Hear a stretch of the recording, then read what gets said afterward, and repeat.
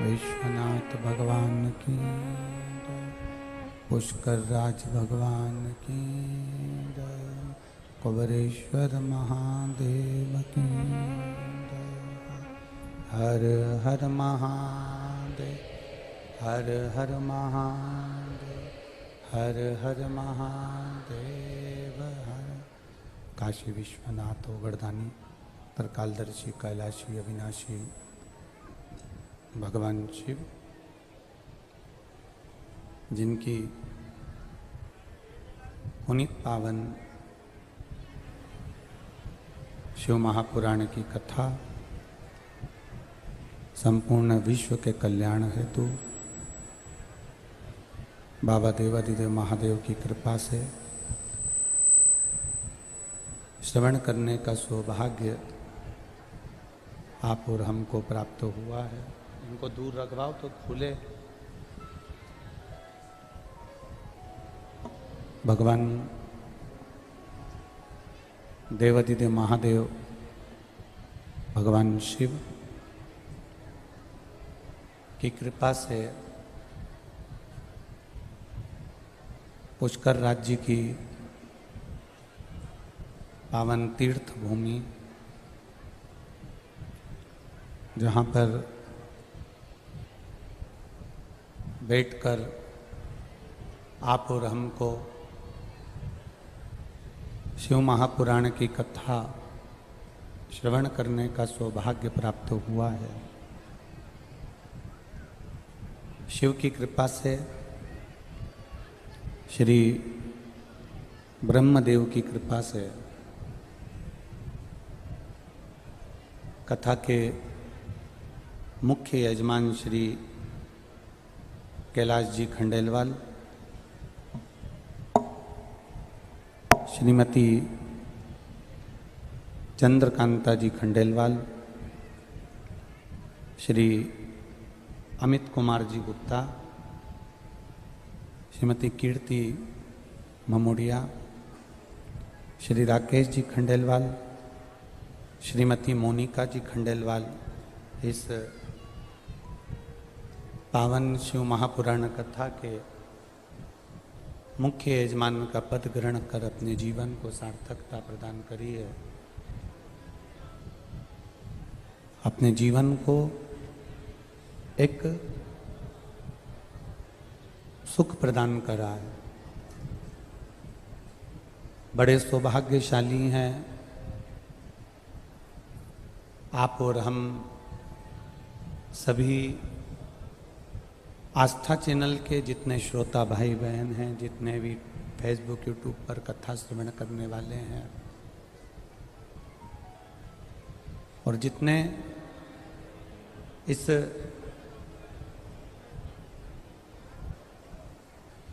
कथा के मंडप में विराजमान, पंडाल में विराजमान सभी श्रोता भाई बहन,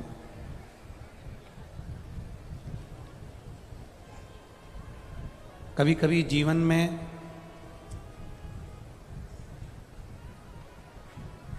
ऐसा भी समय आ जाता है कि जिस समय पर हम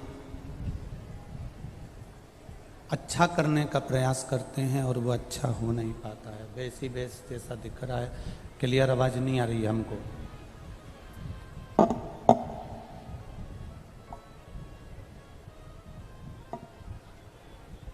और शिव महापुराण की कथा कहती है, भगवान शंकर का चरित्र कहता है। ये बक्से चल रहा है सर?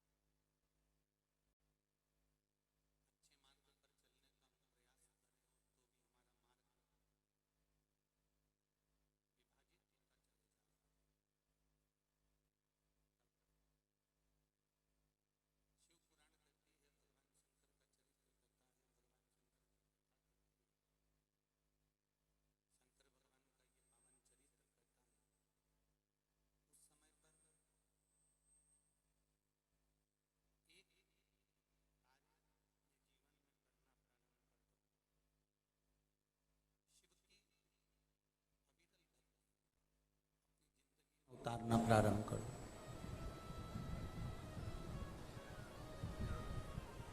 जो मंत्र शिव महापुराण के जो मूल मंत्र हैं, पंचाक्षर नमः शिवाय, षडाक्षर ओम नमः शिवाय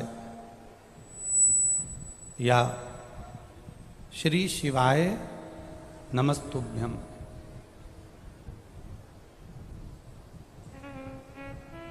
ऐसे मंत्रों का स्मरण हम अपने मुख से करना प्रारंभ कर दें, हम अपनी वाणी से करना प्रारंभ कर दें।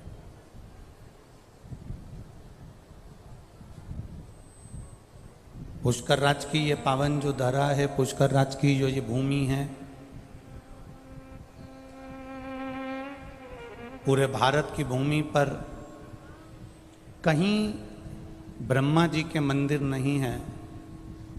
केवल एक भूमि पुष्कर राज की ऐसी है जहां ब्रह्मा जी का मंदिर निर्मित है।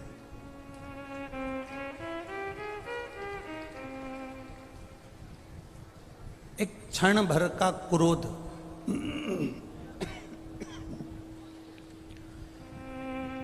एक क्षण भर का क्रोध माता सरस्वती को आया और भैरव ने अपनी भैरवी का स्मरण कराया, तो वही सरस्वती सावित्री बनकर प्रकट हो जाती है और सावित्री बनकर ब्रह्मा जी को श्रापित कर देती है। एक बात अपनी जिंदगी में उतार कर रखना कि जिससे तुमने विवाह करा है, जिसके साथ तुम्हारी शादी हुई है, जिसके साथ में तुम्हारा मंगल विवाह हुआ है, जिसके साथ तुम्हारी शादी हुई है, पाणी ग्रहण संस्कार हुआ है, विवाह हुआ है, वो प्रयास करती है कि कभी अपशब्द ना बोले।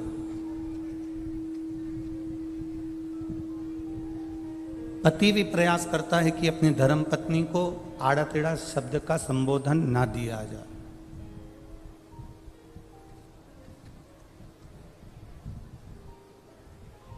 कोई ऐसा शब्द ना बोला जाए जिससे पति की वाणी का बुरा पत्नी को लगे या पत्नी की वाणी का बुरा पति को लगे। ऐसा कोई शब्द, ऐसा कोई संबोधन, ऐसी कोई वाणी पत्नी भी नहीं बोलना चाहती और पति भी नहीं बोलना चाहता। हमने एक बात पहले की कथा में कही है, अगर आपके स्मरण में होगी तो आप लोगों ने अगर सुना होगा, अगर आस्था चैनल पर आप कथा सुनते होगे तो आपके स्मरण में होगी। हमने पहले भी कथा में कहा, ना पति बुरा होता है, ना पत्नी बुरी होती है, ना सास बुरी होती है, ना बहू बुरी होती है, ना भाई बुरा होता है, ना देवरानी बुरी होती है, ना जेठ बुरा होता है, ना जेठानी बुरी होती है, ना हम बुरे होते हैं, ना हमारा रिश्तेदार बुरा होता है। एक समय ऐसा हो जाता है जो हर एक व्यक्ति से बुराई उत्पन्न करा देता है। उस समय को हमें टाल देना।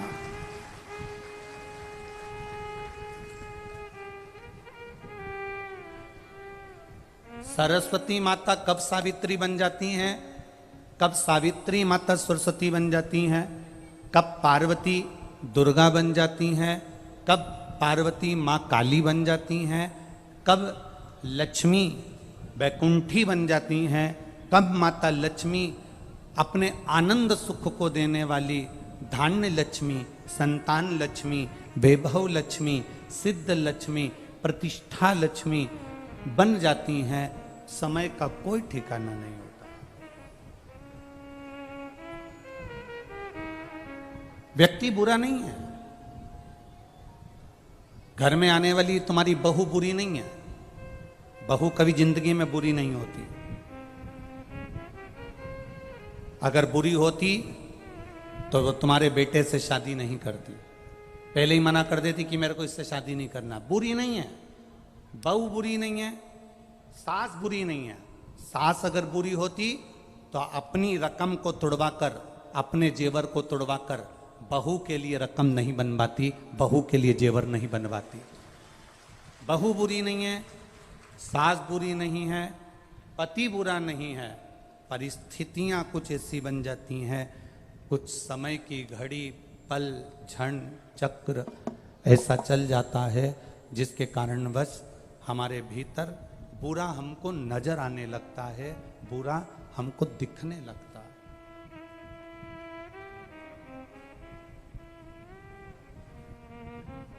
और जब हमको बुरा दिखने लगता है, जब हमको बुरा नजर आने लगता है, जब हमको बुरा सम्मुख में नजर आने लगता है, तो फिर हमारे यहाँ पर हमें अच्छा उसका बिल्कुल नजर ही नहीं आता। कुछ समय की गणना है।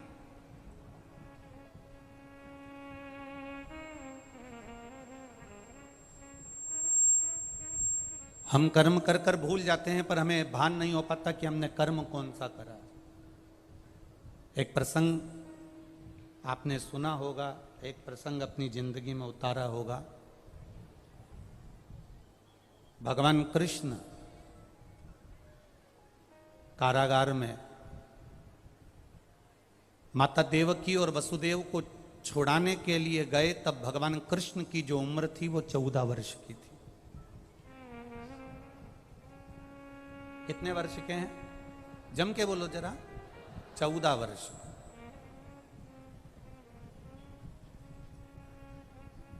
भगवान कृष्ण जब माता देवकी को छुड़ाने के लिए गए, वसुदेव जी को छुड़ाने के लिए गए, उस समय पर भगवान कृष्ण की उम्र 14 वर्ष की है।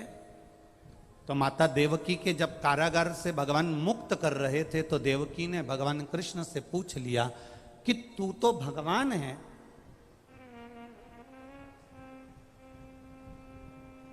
तू नारायण है, तू कृष्ण है, तू राम है, तू परमात्मा है, तू विष्णु है, तू दत्त है, और तू नारायण होकर, परमात्मा होकर मुझे छुड़ाने में तू 14 साल लगा दिए, और 14 साल के बाद तू मुझे छुड़ाने के लिए आ रहा है। कृष्ण, क्या 14 वर्ष के पहले तू मुझे छुड़ाने नहीं आ सकता था? देवकी माता ने अपने पुत्र कृष्ण से कहा कि 14 साल की तेरी आयु हो गई और 14 वर्ष के बाद तू मुझे छुड़ाने के लिए आया है। कृष्ण, क्या तू मुझे 14 साल के पहले छुड़ाने नहीं आ सकता था?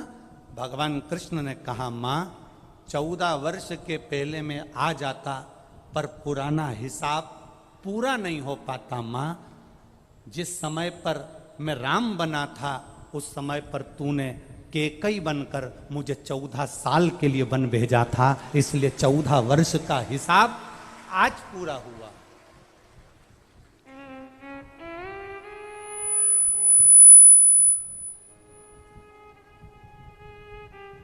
14 वर्ष का हिसाब आज पूरा हुआ है। तूने मुझे 14 वर्ष के लिए वन करा था, वन भेजा था। 14 वर्ष मुझे वन में रहना पड़ा, तो 14 साल तुमको कैद में रहना पड़ा। ये हिसाब है मनुष्य जीवन का। देवकी ने कहा, अगर मैं केकई थी तो यशोदा कौन है? भगवान कृष्ण कहते हैं, वो यशोदा राम अवतार में जो मेरी माँ कौशल्या थी, जो 14 साल मेरा इंतजार करी थी, वो यशोदा मेरी माँ कौशल्या। तूने मुझे 14 वर्ष के लिए वन भेजा, तो 14 साल तुम्हें कैद में रहना पड़ा। वो 14 साल मेरा इंतजार करती रही, मेरा बेटा आएगा, मेरा पुत्र आएगा। रोती रही, मेरी याद में बिलखती रही, मेरी याद में अपनी आंखों के आंसू बहाती रही। इसलिए यशोदा जी की गोद में मुझे 14 साल रहना पड़ा, क्योंकि वो छोड़ना नहीं चाहती थी। कर्म कैसा है आपका? कर्म की गति कैसी है आपकी? पहले भी आपको कहा, आज फिर कहते हैं, मत बुरे कर्म कर बंदे, वरना पछताएगा। भगवान की आंखों से तू बच नहीं पाएगा, तू बच नहीं पाएगा। अरे ओ अज्ञानी, मत करना दान। अरे ओ अज्ञानी, मत करना दान। तेरे कर्म का फल भी तू ही पाएगा, जैसा किया तूने तेरे आगे आएगा। मत बुरे कर्म कर बंदे, मत बुरे कर्म कर, वरना पछताएगा। भगवान की आंखों से तू बच नहीं पाएगा, तू बच नहीं पाएगा। कोई बुरा नहीं है संसार में, ना पिता बुरा है, ना माँ बुरी है, ना पत्नी बुरी है, ना पति बुरा है, ना भाई बुरा है, ना सखा बुरा है, ना सास बुरी, ना ननन बुरी, ना बहू बुरी, कोई बुरा नहीं। हम जो अदालत में तलाक लेने के लिए जाते हैं, पति पत्नी दोनों अदालत में तलाक लेने के लिए खड़े रहते हैं, हम उनसे हमेशा कहते हैं, थोड़ा सा इंतजार करो, इतनी जल्दी निर्णय मत लो कि मुझे तलाक चाहिए। इतनी जल्दी मायके में जाकर मत बैठ जाओ कि मैं इस व्यक्ति के साथ रह नहीं सकती, मुझे ये बिल्कुल नहीं होना, मेरे सामने नहीं होना, मैं इसके साथ एक मिनट नहीं रह सकती। मान लो तलाक ले भी लिया, तुमने जिद पकड़कर तलाक ले लिया, और मालूम पड़े तुमने दूसरी शादी कर ली, अभी तो तुमको जो भेरू मिला था उस पे कम सिंदूर चढ़ा था, अगला जो मिला पूरा सिंदूर चढ़ा हुआ मिल गया तो क्या कर लो। हमारा केवल इतना सा कहना है, तलाक का निर्णय लेने से पहले, अपने परिवार को तोड़ने से पहले, हम बेटे से भी कहेंगे और बेटी से भी कहेंगे, हम सास से भी कहेंगे और बहू से भी कहेंगे, हम पिता से भी कहेंगे और पुत्र से भी कहेंगे, हम बेटी के माता पिता से भी कहेंगे तो हम बेटे के माँ बाप से भी कहेंगे। कोई बुरा नहीं है, बुरा है हमारा समय। ये समय को थोड़ा निकल जाने दो, सब अपने आप अच्छा होते चले जाएगा। उस समय की कीमत को पहचान। हम समय की कीमत नहीं जान पा रहे, हम अपने समय को नहीं पहचान पा रहे। हम सोचते हैं कि, और देखो ये तो सीधी सीधी बातें, माताएं जब हलवाई जब भोजन बनाता है इतना बड़ा कड़ाव रखता है, बड़ा सारा कड़ाव, उसमें एक बोरी शक्कर डालता है, रवा डालता, हलवा बनाता, सीरा बनाता, उसके पास में एक पलटा होता है, बोलो होता है कि नहीं होता, वो खोचा पलटा, क्या बोलते हैं इधर इसको, पलटा। वो पलटा, उसका नाम ही पलटा है। पलटे का मतलब है कि उसको नीचे से ऊपर पलट देना, ऊपर से नीचे पलट देना। क्यों पलट देना? क्योंकि वो जले ना।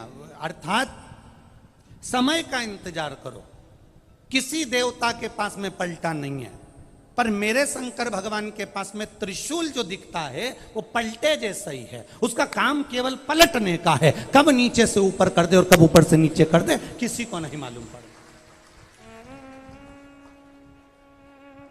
किसी देवता के पास में पलटा नहीं मिलेगा। तुम देख लो, भगवान विष्णु के पास में चक्र है, चक्र से क्या वो हलवा पलट सकता है, सीरा पलट सकता है? भगवान के पास में गदा है, गदा से क्या सीरा पलट सकता है? बोलते जाओ, पलट जाएगा क्या? तलवार है, तलवार से सीरा पलट जाएगा? नहीं। पर त्रिशूल एक ऐसा है जो पलटने का भी काम कर देता है। वो मेरे देव अधिदेव महादेव के पास में है, उसने अपने पास संजो कर रखा है, वो पलट देता है।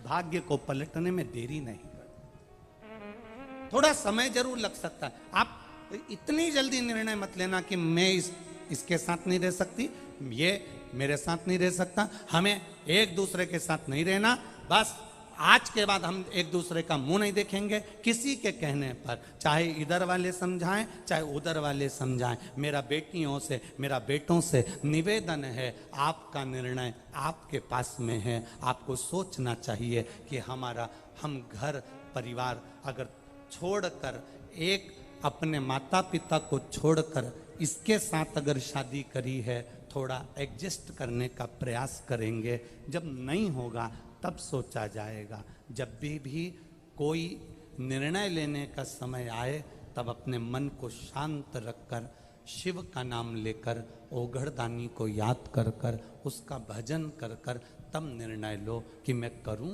ना करूं। और एक बात बहुत अच्छे से याद रखना, जब आप कोई निर्णय तक नहीं पहुंच पाओ, आपको भड़काने वाले ज्यादा मिलेंगे। रहने दे, अगर वो ऐसा करता है तो क्यों जा रही है तू उसके पास में, मत जा। नहीं बेटी, थोड़ा एडजस्ट कर। बेटी का मां कब तक एडजस्ट करूं? हर बार गाली दे देते हैं, अपशब्द कह देते, ताना दे देते हैं, हाथ उठा दे। सुन, शांति रख। एक बार फिर अच्छा बनकर उनको अच्छा बनाने का प्रयास कर। बेटा कह दे पत्नी ऐसी है, ऐसा बोल दिया, कोई बात नहीं, थोड़ा शांति रख। हाँ, अगर अपन निर्णय नहीं ले पा रहे तो फिर किसी अपने माता पिता के सामने बैठकर फिर विचार करना कि मैं निर्णय क्या लूं। माता पिता भी सही निर्णय नहीं ले पाए तो किसी सद्गुरु के पास जाना।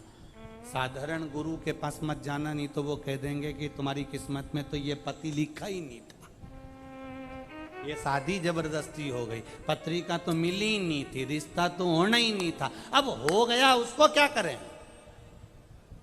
ये तो मालूम है कि ये रिश्ता नहीं होना था, गुण नहीं मिला, ये नहीं मिला, वो नहीं मिला, अब हो गया, उसका करे तो करे क्या?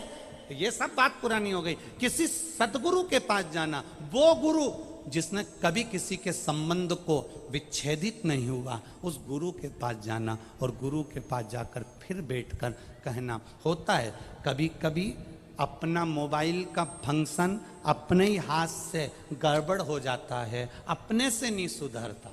सुधरता है क्या कभी कभी? तुम्हारी उम्र 75 वर्ष की हो गई, तुमने भले कितना भी कमाया हो, कितने भी लोग तुम्हारा कहना मानते हो, पर कभी कभी तुम्हारा मोबाइल 75 साल के तुम हो गए, फिर भी तुम्हारा मोबाइल तुम सुधार नहीं पाते। तो क्या कहते हो? 15 साल का पोता, उसको आवाज लगाओगे, ए भानु इधर आ। हाँ दादाजी। अरे हमारा मोबाइल में ना जाने क्या हो गया, देख तो जरा। और भानु ने 15 साल का छोरा ने हाथ में मोबाइल लिया, कर पुरा के दादाजी के दिया, दादाजी चालू हो गया। दादाजी ने कहा मैं 75 साल का, मुझे मोबाइल सही करना नहीं आए और ये 15 साल का सही कर जाए। कभी कभी अपना मोबाइल अपने से ठीक नहीं होता। तुम ये मत सोचना कि तुम बहुत उम्र वाले हो गए, हमने कोई धूप में बाल सफेद नहीं करे, हमने कोई ऐसा नहीं करा, इतनी अकड़ में मत रहना कि कभी कभी 75 साल वाले का भी मोबाइल 15 साल का छोरा सही कर जाता है। वो स्मरण रखना अपने पास। कभी कभी घर के छोटे भी अच्छा निर्णय दे जाते हैं, कभी कभी घर के बच्चे भी अच्छा निर्णय दे जाते हैं।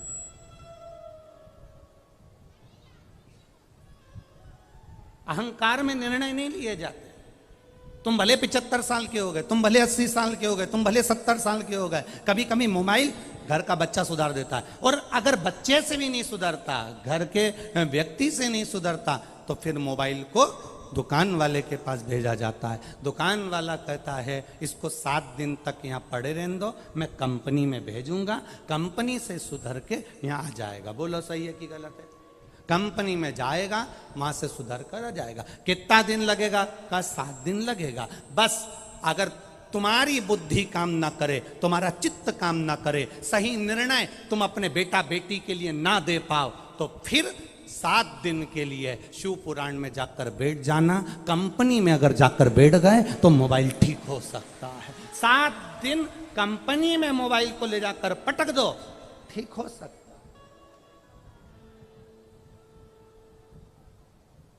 शिव पुराण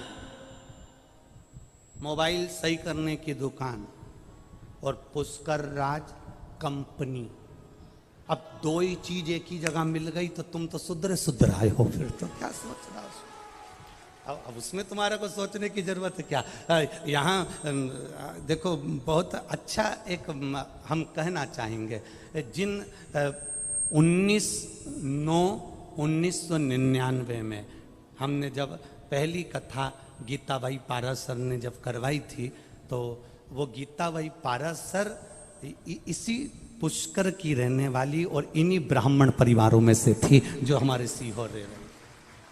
और यहाँ कई ब्राह्मण पुरोहित परिवार ऐसे होंगे जिनकी वो रिश्तेदार भी लगती होगी। किन की रिश्तेदार? खड़े होना जरा आप लोगों के। ये इन लोगों के रिश्ते में भी है। और कल हमारे वो पुरोहित जी हमको जो दर्शन कराने गए, उनके भी रिश्ते में है। ये एक सहज वाली बात है। तो हमारे को तो हम ये कहेंगे कि हम यहाँ कथा करने के लिए अगर आए हैं, तो हमको तो ऐसा लगता है कि हमारे परिवार में ब्रह्मा जी ने नहीं, यहाँ ब्राह्मणों ने कहीं ब्रह्मा जी से कहा होगा, तो यहाँ शंकर जी की कथा यहाँ हो रही। ये शिव तत्व है, ये शंकर की उदाहरण। पुष्करणी ब्राह्मण गीताबाई पारासर पुष्कर की रहने वाली थी, जिन्होंने पहली कथा का स्मरण करा।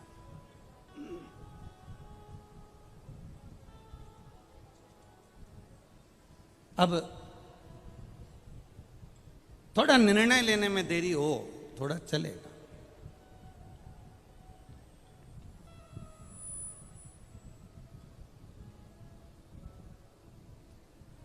कल एक पत्र आया था, उस पत्र में किसी बहन ने लिखा था कि ब्राह्मण, संत, गुरु, साधु, सन्यासी, इनको तो माया से मतलब नहीं होना चाहिए, पैसे से मतलब नहीं होना चाहिए। फिर ये धन क्यों लेते हैं, पैसा क्यों लेते हैं? अब राजस्थान वाले हैं, जरा प्रश्न थोड़ा भारी करते हैं।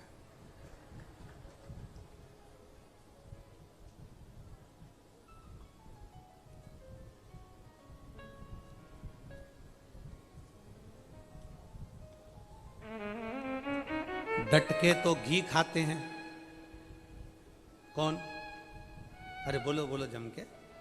राजस्थान के लोग डट के घी केवल खाते नहीं है, राजस्थान मारवाड़ का एक एक व्यक्ति जितना खाता नहीं है घी, उससे दुगना मेहमानों को खिला देता है। ये वो राजस्थान,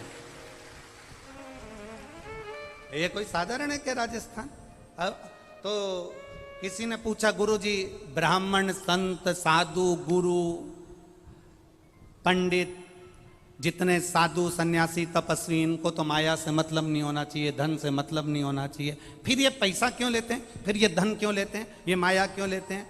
तो मेरा निवेदन केवल इतना है कि संत साधु गुरु सन्यासी ब्राह्मण ये सब तुमसे पैसा माया इसलिए लेते हैं कि माया भी रोती है कि हमारी कब काया सुधरेगी। जब साधु संत के हाथ में आती है, साधु संत उसे भंडारे भोजन में लगा देता है, तो माया की भी काया पलट जाती है। इसलिए संत ब्राह्मण साधु गुरुजन सन्यासी तपस्वी साधक उपासक ये धन तुमसे लेकर माया की काया पलटने में लगा देते।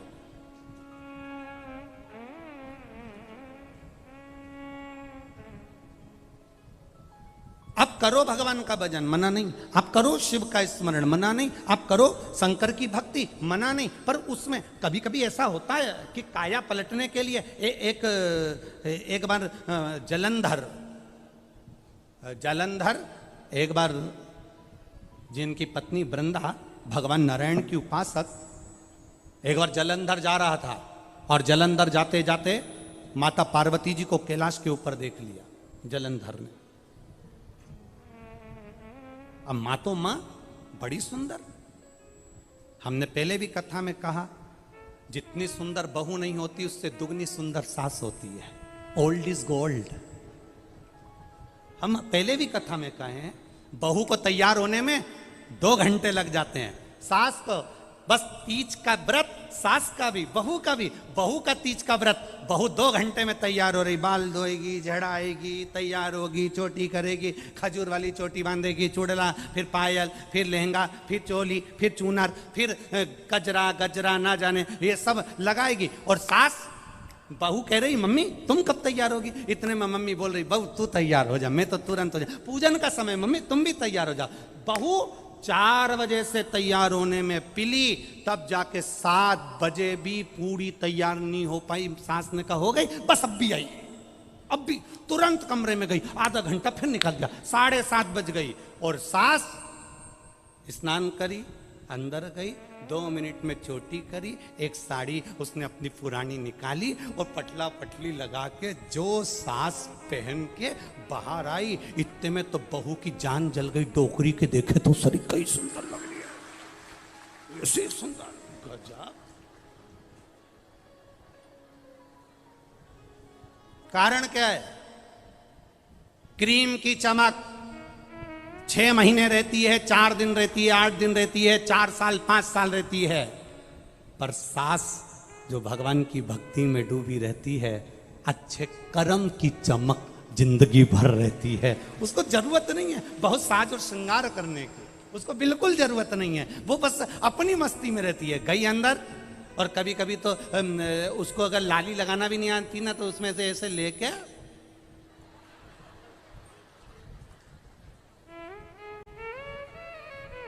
और इतने में बहू ने कह दिया, मम्मी यहां पे पाउडर ज्यादा दिख रहा है, तो इतने में मुंह में से जरा सा थूक लिया। ओल्ड इज गोल्ड, उसको मतलब ही नहीं। उसकी भक्ति, उसका भजन, उसका कीर्तन, उसका मंत्र जाप, उसका स्मरण और उसका परिवार के प्रति समर्पण केवल सास का ही नहीं, बहू जो अपने परिवार के प्रति समर्पित रहती है, उसको ब्यूटी पार्लर जाने की जरूरत नहीं पड़ती, वो खुद ब्यूटी क्वीन बन जाती है, अपने आप सुंदर हो जाती है, अपने आप उसमें सुंदरता दिखती है, अपने आप। और नहीं तो कहीं कहीं की रहती है। एक पत्नी ने नई साड़ी पहनी, त्योहार का दिन था, पति से पूछा मैं कैसी लग रही हूं। अब पति ने मन में विचार करा, सुबेरे सुबेरे कौन मूड खराब करे, पर पत्नी भी इतनी जिद्दी थी, वो जब तक पति से पूछे नहीं तब तक वो काम पे जाए नहीं। तैयार होके बाल मल धो के कंगा कंगी करके बढ़िया जोरदार झुमका झुमकी पहन के साड़ी माड़ी का पल्लू इधर पिन से टच करके, और पति से आके पूछी मैं कैसी लग रही हूँ। पति ने कुछ नहीं बोला, पत्नी ने पति का हाथ पकड़ा, कैसी लग रही हूँ। पति बोले ऐसी लग रही जैसे हरी घास में भैंस चल रही है। अब तू पूछने गई क्यों पहले तो, और पूछा है तो उसने बोल दिया, जो उसको लगा उसने बोला। ये तो अपना मन का भाव है, जो बोल दिया, जो स्मरण में आया वो बोल दिया। अब यहाँ जलंधर ने माता पार्वती जी को देखा, और पार्वती जी बड़ी सुंदर माँ माता बड़ी सुंदर है माँ।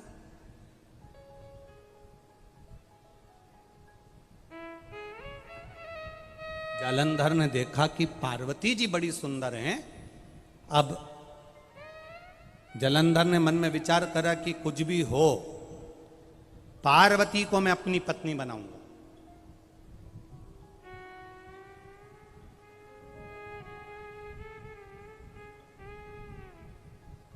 पहले एक कथा में कहा था, दूसरे की नारी,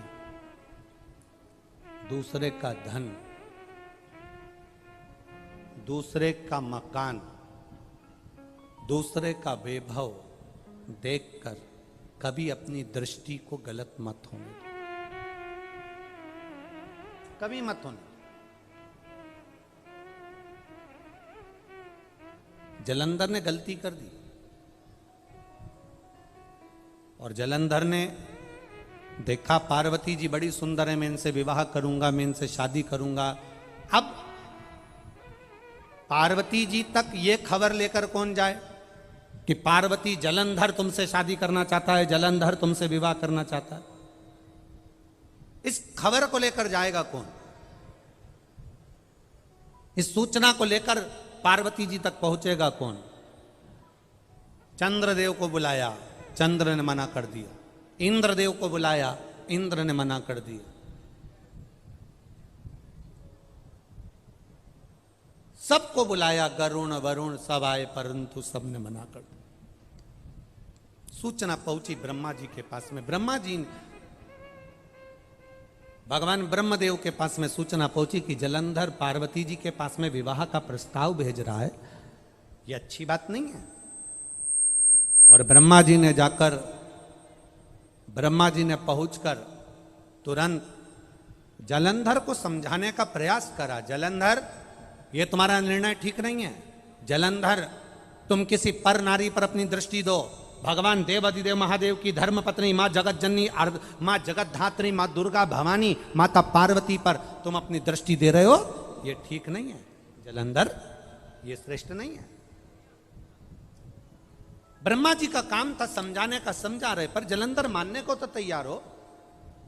कभी कभी ऐसा हो जाता है, बेटी को समझाया जाए तो नहीं मानती, बेटे को समझाया जाए तो नहीं मानता, सास को समझाया जाए तुम चुप हो जाओ, नहीं मानती, ससुर को समझाया जाए तुम चुप हो जाओ, नहीं मानते, भाई को समझाया जाए तुम चुप हो जाओ, नहीं मानते। फिर वही बात है, समय की घड़ी ऐसी चलती है जिस समय पर क्रोध जब उपजता है कोई मानने को तैयार नहीं होता, और जब पूरा काम बिगड़ जाता है तब सब आंख से आंसू ढालकर फिर रोते हैं, चुप बैठे रहते हैं। जलंधर को समझाया, जलंधर को समझाने का प्रयास करा। जलंधर को समझाने के लिए अग्रण्य आए। ब्रह्मा जी ने जलंधर को समझाने का प्रयास करा, ब्रह्मदेव ने जलंधर को समझाने का प्रयास किया, समझाया, नहीं माने। कोई राजी नहीं हुआ कि पार्वती जी के पास में विवाह का प्रस्ताव कौन लेकर जाएगा। केतु को बुलाया, केतु राजू नहीं हुआ। राहु को बुलाया तो राहु से जलंधर ने कहा, जब पार्वती के साथ अगर मेरा विवाह हो गया तो मेरा जो राज्य है राहु तुझे दे दूंगा। लालच आ गया, लोभ बढ़ गया, लालच बढ़ा।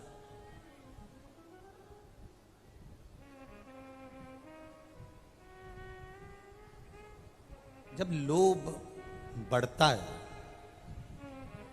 तब व्यक्ति की जिंदगी को नष्ट कर देता है। बड़ा लोभ व्यक्ति के जीवन को नष्ट करता। लोभ, दुकान पर बैठे हो, सुबह 8 बजे से लेकर सुबह रात्रि को 9 बजे तक तुम्हारी दुकान खुली रहती है। त्योहार आया, तुमने दुकान को और लंबा समय तक खोलना प्रारंभ करा। शरीर में रोग बढ़ता चले गया, शरीर में कष्ट बढ़ता चले गया। बड़ा लोभ बढ़ा, शरीर बेकार, शरीर में कष्ट आया। एक चीज पुष्कर राज की धरा पर हमको सुनने को भी मिली और देखने को भी मिली। इतनी कथा करने के लिए सारे भारत की भूमि पर, देश में, प्रदेश में जहाँ जहाँ लोग बुलाते हैं वहाँ वहाँ जाते हैं। ये कथा होने के बाद में ये 11 तारीख को पूरी हो जाएगी। 12 तारीख को अलवर राजस्थान में 1 बजे से 4 बजे तक वहाँ चालू हो जाएगी। अलवर की भूमि पर चालू हो जाएगी। पर एक चीज देखने को मिली पुष्कर राज में, जब परसों के दिन पानी आया, कल रात्रि को फिर पानी आया और खूब पानी गिरा, तो बड़ा सुनकर बड़ा अच्छा लगा। जब भक्तों ने मैसेज करा सीहोर कुबेरेश्वर धाम पर, और कुबेरेश्वर धाम से आशीष जी के पास में मैसेज आया कि गुरु जी को कहना कि पुष्कर राज में जहाँ कथा चल रही है उस कथा के आसपास में जो होटलें हैं, धर्मशालाएं हैं, जैसे ही रात्रि को पानी आया तो पंडाल की व्यवस्था देखते हुए सारे होटल वालों ने अपने अपने दरवाजे खोल दिए और सबको अपने अपनी होटल में प्रवेश दे दिया।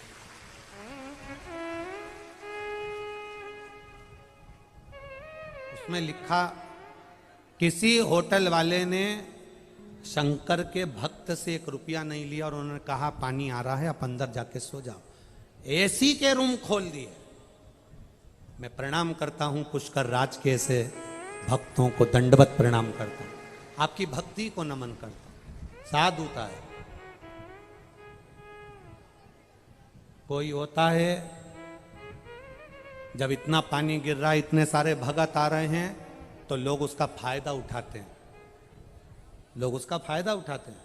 और धन्य है पुष्कर राज की ये पावन धरा, और धन्य है राजस्थान के निवासी, आपको दंडवत प्रणाम है जिन्होंने इतनी सेवा कर। साधु है, आपको साधु बात। बोल पुष्कर राज भगवान की। साधुता है आपको, बहुत बहुत साधु। होटल, अटारी, महल, संपदा, सत्ता, वैभव सब यहीं छूट जाना है। पर इतने शंकर के भक्तों के लिए आपने जो व्यवस्था करी है, इतने शंकर के भक्तों को जो आप पानी पिला रहे हो, भोजन करा रहे हो, या किसी न किसी रूप में इनकी सेवा कर रहे हो, खाली नहीं जाएगा। तुम्हारी सेवा का फल मेरा महादेव 3 महीने में लौटा कर जाएगा, निश्चित। वो सहज नहीं है महाराज। बोल बम का नारा है, बोल बम का नारा है। सहज नहीं है मेरा महादेव, सरल नहीं है मेरा महादेव, हिसाब पूरा रखता है।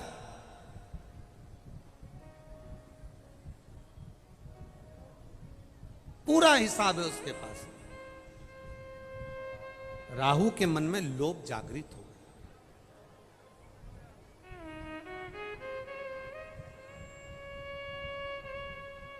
अब बहुत ज्यादा लोभ विनाश का कारण बन जाता है, बहुत ज्यादा लोभ। और राहु के हृदय में जब लोभ जागृत हो गया, राहु के हृदय में जब लोभ आ गया, क्योंकि जलंधर ने कहा कि राहु अगर पार्वती से मेरी शादी हो गई, पार्वती से मेरा विवाह हो गया, तो मेरा जो राज्य है, जलंधर कह रहा है, मैं पूरा राज्य तुमको दे दूंगा।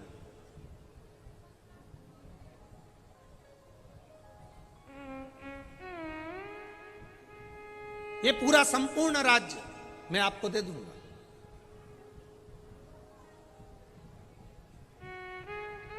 राहु ने कहा ठीक है, यदि ये संपूर्ण राज्य मुझे मिल रहा है, संपूर्ण राज्य मुझे प्राप्त हो रहा है, ये संपूर्ण राज्य अगर मुझे मिल रहा है, तो मुझे विवाह का प्रस्ताव ले जाने में क्या दिक्कत है? मैं विवाह का प्रस्ताव ले जाता हूं।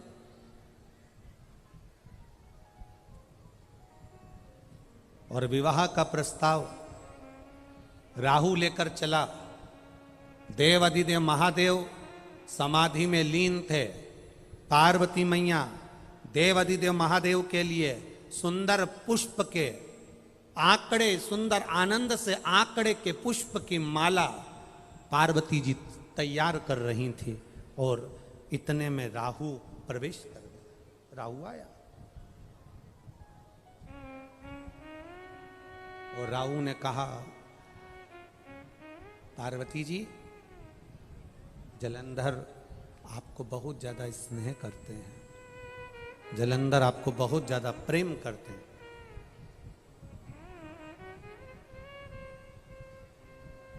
वो आपसे विवाह करना चाहते हैं। जैसे ही राहु ने कहा कि जलंधर आपसे विवाह करना चाहते हैं, सुनते से पार्वती जी को क्रोध नहीं आया, महादेव जी को क्रोध आ गया।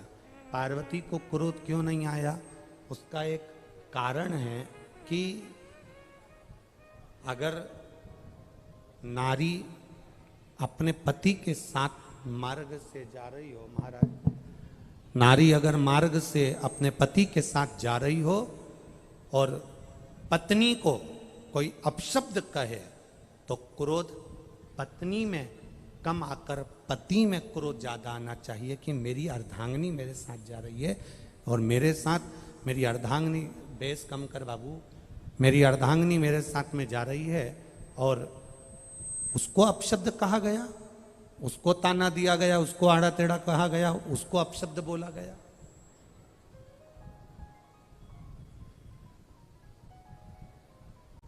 पहले तो एक हिम्मत बांधो,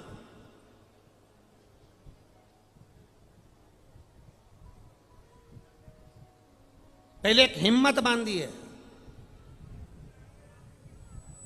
कि नारी, लोग कहते हैं कि अबला होती है, लोग कहते हैं नारी कमजोर होती है, पर शिव महापुराण ने एक बार भी नहीं कहा कि नारी अबला होती है, कि नारी कमजोर होती है।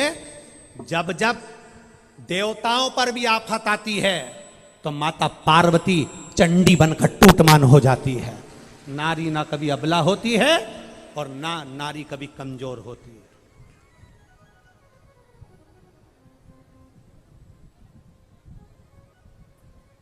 ये दुनिया के लोगों ने एक कह दिया नारी कमजोर है। नारी काहे की कमजोर है? किस बात से कमजोर है नारी? हमने पहले भी कथा में कहा, कोई विधर्मी आपको निगाह उठाकर नहीं देख सकता। अगर आप स्वयं अगर पद्मावती और झांसी की रानी हो तो दुनिया में किसी की सामर्थ्यता नहीं, कोई आपको निगाह उठाकर देख लिया। आप में वो बल होना चाहिए, आप में वो सामर्थ्यता होना चाहिए। कैसे? कोई देख ले वाला, कोई किसी पर कोई कमेंट्स कर दे भला, कोई किसी को अपशब्द बोल दे भला? नहीं। पार्वती मैया को क्रोध नहीं आया, पर देव अधिदेव महादेव को क्रोध आ गया।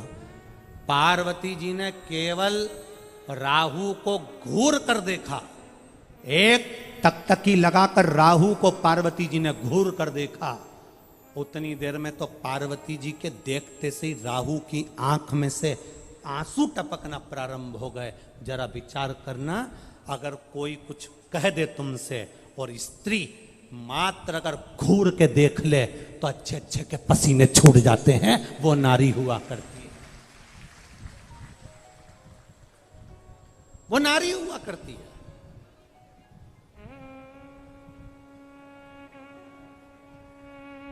कभी कभी बड़े एक बहुत बहुत विचित्र बात है, बहुत थोड़ा ध्यान देना हो। हमारी बात का लोग थोड़ी गलत जगह लेकर चले जाते हैं, परंतु उम्मीद है कि जितने शंकर के श्रोता हैं वो वाणी को समझते हैं, उस बात को बहुत ध्यान करते हैं। एक पहले ऐसा नियम था, बहुत पहले की बात है, बहुत पहले की बात है। पहले ऐसा नियम था, पति मर जाता था तो पत्नी ऐसा हाथ जोड़कर अर्थी के पीछे पीछे चलती थी और पति के साथ, बोलो बोलो जम के बोलो, सती हो जाती थी। था कि नहीं था ऐसा नियम? पहले ऐसा नियम था।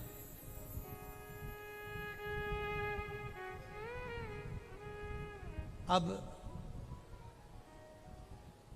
एक पति ने अपनी पत्नी से कहा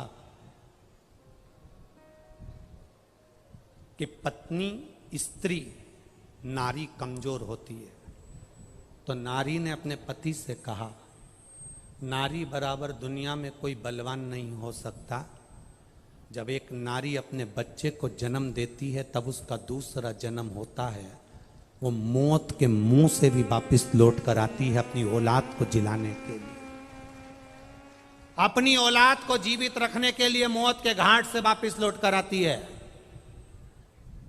जितना बल नारी में होता है उतना बल पुरुष में नहीं। इतने में पति ने कहा, पत्नी में इतना बल नहीं जितना पुरुष में होता है। पत्नी ने कहा, ठीक है। जब पति प्राण छोड़ता है, मरता है, तो जलती हुई चिता में जिंदा नारी बैठती है, उसमें उतना बल होता है। अब एक बार कोई पति को, अभी तक नारी सती होती थी, किसी को सता होता हुआ बता दो। कोई एक ढूंढ कर लेकर आओ जो सता हो गया, एक नहीं मिलेगा।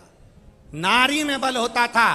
पति को अर्थी पर, चिता पर लेकर गोदी में बैठ जाती थी, लाल चूनर ओढ़कर, पूरा श्रृंगार कर कर पूरा गांव देखता था, और नारी की बलता यह होती थी कि वो सती हो जाए। पर अब तुम कह रहे हो कि तुम इतने बलवान हो, तो पत्नी मरे तो सता क्यों नहीं हो गए?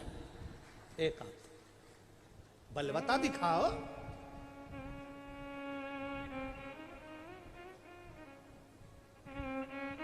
स्त्री कमजोर नहीं है, नारी कमजोर नहीं है। आज की बेटियों को देखकर, आज की नवयुवक पीढ़ी को देखकर, आज की बेटियों को देखकर तो हृदय से कहूंगा, मेरी बेटियां अब कमजोर नहीं हैं। अब भले कुछ भी हो, बेटियां कदम से कदम मिलकर चलना जानती है। कमजोर नहीं है मेरी बेटियां।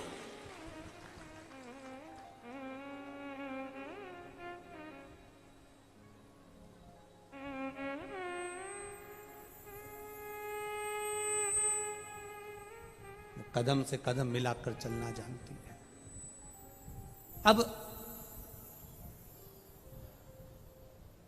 पार्वती जी ने केवल राहु को देखा और राहु की आंख में से आंसू बहने लगे। भगवान शंकर को क्रोध आ गया। इतना क्रोध देवाधिदेव महादेव को आया, इतना क्रोध आया, इतना क्रोध आया कि क्रोध के कारण जैसे शंकर भगवान को क्रोध आया था और ब्रह्मा जी के समय पर नख से अपने पैर के अंगूठे के नख को तोड़ा और काल भैरव को प्रकट करा, काल भैरव से कहा कि ब्रह्मा का सिर काट दो, ऐसे ही शिव जी को जलंधर का विवाह प्रस्ताव जो राहु लेकर आया था उसको देखकर क्रोध आ गया। और इतना क्रोध मेरे महादेव को आया कि उनके क्रोध से एक गण प्रकट हो गया।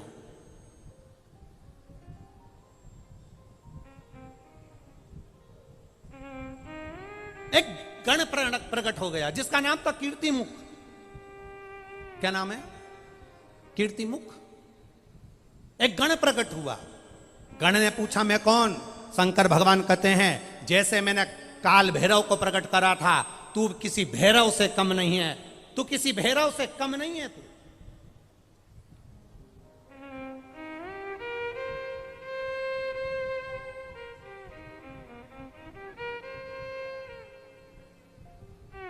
तू किसी भैरव से कम नहीं है।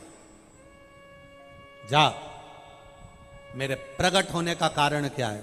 शंकर भगवान ने कहा राहु को खजा, जा इस राहु को खा ले।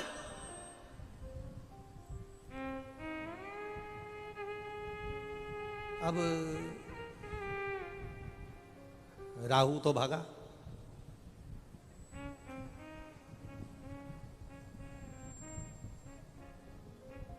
ये जो शादी के बीच में जो होते हैं ना, लड़का लड़की के बीच में जो होते हैं, रिश्तेदारों के बीच में जो होते हैं, थोड़ा सा भी संबंध खराब होता है ना तो सबसे वाले बीच में जो रहते हैं सबसे पहले भागते। जिनने कराई थी शादी, जिनने कराई शादी, कोई के मामा जी ने कराई, कोई के मौसा जी ने कराई, कोई के काका जी ने कराई, कि हमारा परिचित था उसने कराई, और जैसे ही संबंध बिगड़ा, लड़का लड़की के बीच में संबंध बिगड़ा, अदालत में बात पहुंची तो जो बीच वाला है ना सबसे पहले पीछे हट जाता है। वो कभी नहीं कहता कि मैं तुम्हारा साथ दूंगा। अब क्या करें साहब, हमने तो अच्छा ही देखा था, हमने तो बताया था, देख लो, तुमने ही नहीं देखा तो हम क्या करें? हमको क्या मालूम था कि लड़की ऐसी होगी, हमको क्या मालूम था कि लड़का ऐसा होगा। बीच वाला भाग जाता। राहु भागा। जलंधर और पार्वती के विवाह प्रस्ताव को जो लेकर आया था वो राहु भागा। अब पीछे पीछे कीर्तिमुख भागता गया। भागते भागते राहु जलंधर के पास पहुंचा। मेरे प्राण कैसे बचेंगे? जलंधर ने कहा यहां से जा, अगर मुझे देख लिया तो मुझे खा जाएगा, चल यहां से। जलंधर ने भी भगा दिया। भागते भागते सब दूर गया। ब्रह्मा जी के पास में गया, इंद्र के पास गया, नारायण के पास गया, सब दूर जाकर आया, पर उसके प्राण बचाने वाला कोई नहीं था।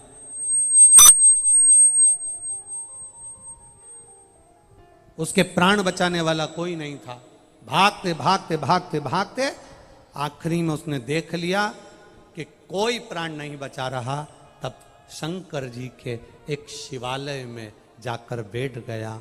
हाथ में जल का पात्र भरने के लिए पात्र भी नहीं था, हाथ की अंजलि में सरोवर के जल को भरा। हाथ की अंजलि से भी जल नीचे गिरने लगा। अपने तन का वस्त्र लेकर उसको जल में भिगोकर देव अधिदेव महादेव को चढ़ाकर उनको प्रसन्न कर रहा था। तब शिव जी प्रसन्न हो गए, क्योंकि भोला तो भोला है। श्राप दिया था, मारने के लिए आतुर हुए थे। इतने में शंकर जी ने कहा बोल राहु क्या चाहिए? राहु कहता है कीर्तिमुख से बचा लीजिए, वो मुझे खा जाएगा, प्रभु रक्षा करिए। शंकर जी ने राहु को अपने जटा में छुपा लिया। जटा में छुपाया।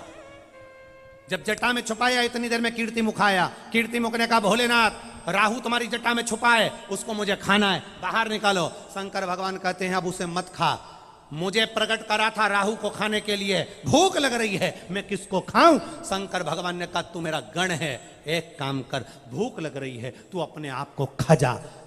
कीर्तिमुख ने अपने हाथ पांव शरीर खाना चालू कर दिया।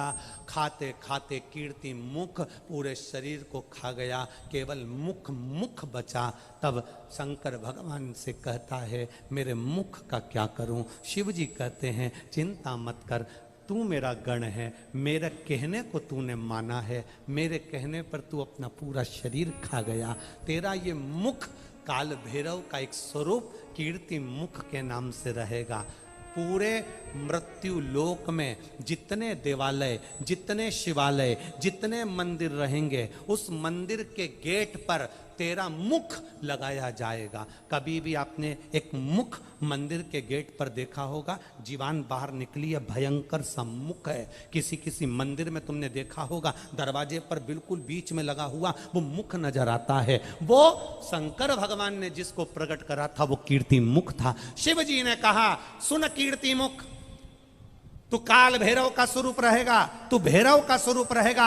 मंदिर में, देवालय में, शिवालय में दरवाजे पर तू बैठा रहेगा, चौखट पर तू बैठा रहेगा। जो शिवालय के अंदर जल चढ़ाने के लिए प्रवेश करेगा, उसके अंदर जितना दुख होगा, जितनी तकलीफ होगी, जितना कष्ट होगा, जितनी बीमारी होगी, जितना रोग होगा, जो शंकर के मंदिर में एक लोटा जल लेकर प्रवेश करेगा, भरे हुए पात्र को जब तू देखेगा, तेरी दृष्टि उस पात्र पर पड़ेगी, और जो अंदर प्रवेश करेगा उसको कितनी भी बड़ी बीमारी हो, उसको तुझे खा जाना है, उस बीमारी को तुझे निगल जाना है। बस कीर्ति मुख का काम इतना है कि जल चढ़ाने वाले के दुख को, जल चढ़ाने वाले की तकलीफ को, जल चढ़ाने वाले की बीमारी को कीर्ति मुख उसको निगल जाता है, कीर्ति मुख उसको खा जाता है, उस बीमारी को समाप्त कर दे। कई लोग कहते गुरुजी, ये आप कहते हो शंकर जी के मंदिर जाया करो, एक लोटा जल चढ़ाया करो, एक बेलपत्री का सेवन करा करो, इससे होता क्या है? इससे लोगों की बीमारियां समाप्त हो रही। इतने पत्र आते हैं, इतने लेटर आते हैं, ये जितने पत्र आते हैं हम सब यहीं छोड़ कर जाते हैं। आपके जितने जितने जिसको अगर संशय हो, इन पत्रों को पढ़ना, और इनके ऊपर इनका mobile number, address, phone number सब लिखा, इनके घर चले जाओ। जिनको संशय हो वो जरूर जाए इनके घर पर। एक पत्र आया, देखिए।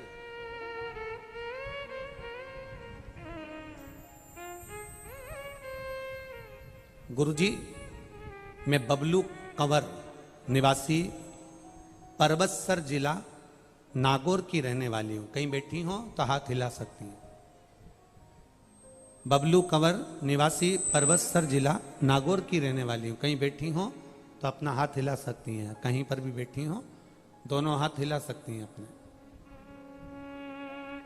कहीं दिखे तो हाथ ऐसा जरूर हिलाएं एक बार। मैं बबलू कंवर निवासी परबतसर जिला नागौर की रहने वाली। पिछली सालासर कथा में आप राजस्थान के सालासर में आए थे। आप कहते हो पंडाल में बैठकर कथा सुनते समय जो मांगते हो वो मिलता है। मैं भी अपने नागौर जिले से आई और मैंने सोचा चलो सालासर जी में महाराज कहता है तो अपन मांग कर देखें। पिछली सालासर की कथा में मनोकामना लेकर आई थी और बाबा ने मेरी मनोकामना पूरी करी। मेरे जवाईसा की नौकरी की मनोकामना लेके आई थी गुरुदेव, बाबा ने पूर्ण करी। मेरे जवाईसा 5 मई 2023 को रेलवे में उनकी नौकरी लग गई, इसलिए मैं यहां प्रणाम करने के लिए आई। शिव उदारता क्या है? आप अगर शंकर के मंदिर जा रहे हो, आप शिव महापुराण की कथा में पहुंच रहे हो, हाँ हम ये मानते हैं। कोई कह रहा था गुरुजी ये पुष्कर का मेला लगता है, बहुत लाखों लोग आते हैं, पर इतनी भीड़ आ जाएगी, ये पुष्कर मेले का ग्राउंड छोटा पड़ जाएगा, ये कभी सोचा नहीं था, ऐसा अनुभव नहीं सोचा था। हम कह रहे हैं आए हो आप, कथा में पहुंचे हो आप, पंडाल में बैठे हो आप, केवल पंडाल में नहीं बैठे हो। जितने दिन तक शिव महापुराण की कथा जिस भूमि पर होती है वो भूमि भूमि नहीं रहती। मेरा कैलाश शंकर भगवान उतर कर उस भूमि पर आ जाता है और वर प्रदान कर कर जाता है। एक पत्र और आया है, देखिए।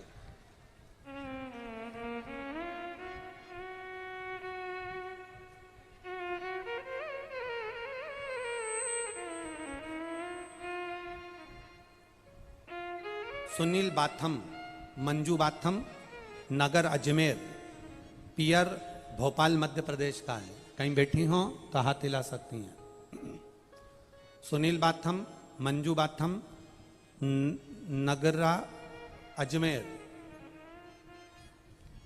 कहीं बैठी हो तो हाथ हिला सकती हैं। दिख गई क्या? अच्छा उधर हैं तो हाथ हिला दीजिएगा दीदी, आप जहां पर भी बैठे हो दोनों हाथ हिला दीजिएगा। गुरुदेव 12 साल से संतान का सुख नहीं था। सब जगह से मना कर दिया गया था कि तुम्हें संतान नहीं होगी। ऐसा कोई देवता का स्थान नहीं, कोई देवी का स्थान नहीं जहां नहीं गए, प्रणाम नहीं करा। संतान का सुख नहीं हुआ। आपकी कथा 2 साल से सुनना प्रारंभ करा, इसके पहले 1 साल पहले और सुनी, ऐसे 3 से 3.5 वर्ष कथा का स्मरण किया। पहली बार जब कथा सुनी 3 वर्ष पहले, तब बाबा की कृपा से टीवी के सामने बैठकर वर मांगा कि बाबा 12 साल हो गए, संतान का सुख नहीं, कृपा करना। शिव की करुणा का हम क्या वर्णन करें बाबा। गुरुजी 12 साल के बाद मेरे भोलेनाथ ने सफ़ेद आंकड़े का प्रयोग करा तो मेरे घर में बेटे का जन्म हुआ। मेरे बेटे को मैं यहाँ प्रणाम करने के लिए लेकर आई हूँ। 12 वर्ष के बाद संतान का सुख दिया है, जिसका फोटो में लगा रही हूँ। बच्चा आया है क्या साथ में उनके साथ? अगर बच्चा आया हो तो आस्था चैनल वाले टीवी पर दिखा देना। अब इतनी दूर से बच्चा कैसे आएगा यहाँ, तो टीवी पर दिखा दो उसको। बच्चा आया हो तो उसको गोदी में ले लो माँ।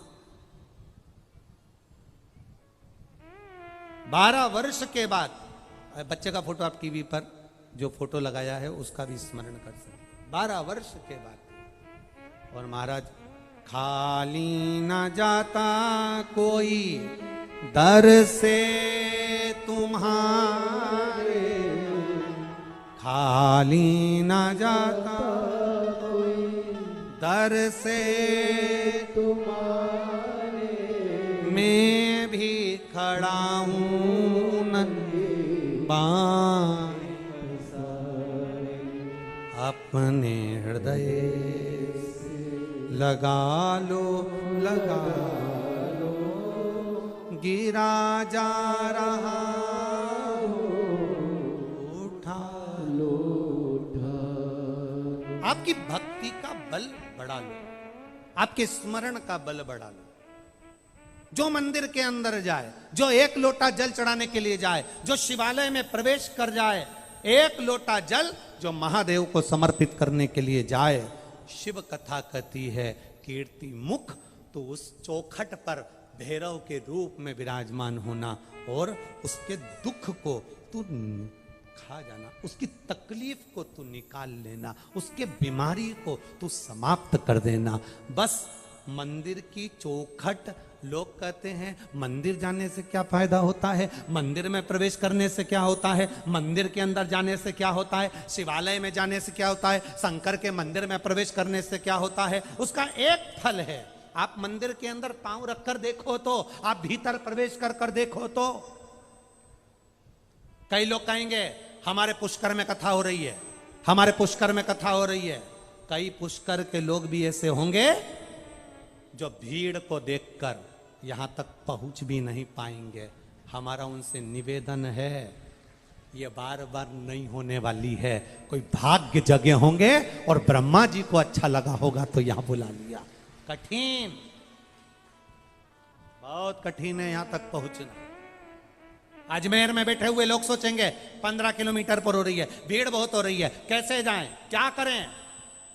कुछ तो होगा शिव पुराण में जो ये जयपुर से, बीकानेर से, फलोदी से, राजस्थान में ना जाने कहाँ कहाँ से, पंजाब, हरियाणा, ऐसी ना जाने कहाँ कहाँ से यहाँ है। कुछ तो इनकी झोली में बाबा ने भरा होगा, तब तो ये यहाँ पहुँचे हैं। और बाबा लुटाने के लिए आया, और अगर आप उसके दरवाजे तक पहुँचकर नहीं लूट पाए तो तुम्हारी जिंदगी बेकार है महाराज। गए वो लुटाने को आया।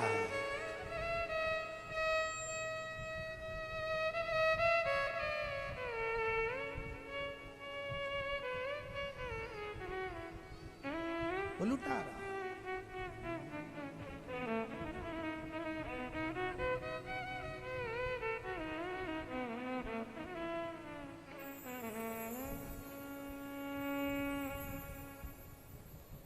शिव के सिवा कहीं दिल ना लगाना, शिव के सिवा कहीं दिल ना, वरना पड़ेगा तुझे आंसू बहाना, वरना पड़ेगा तुझे आंसू बहाना।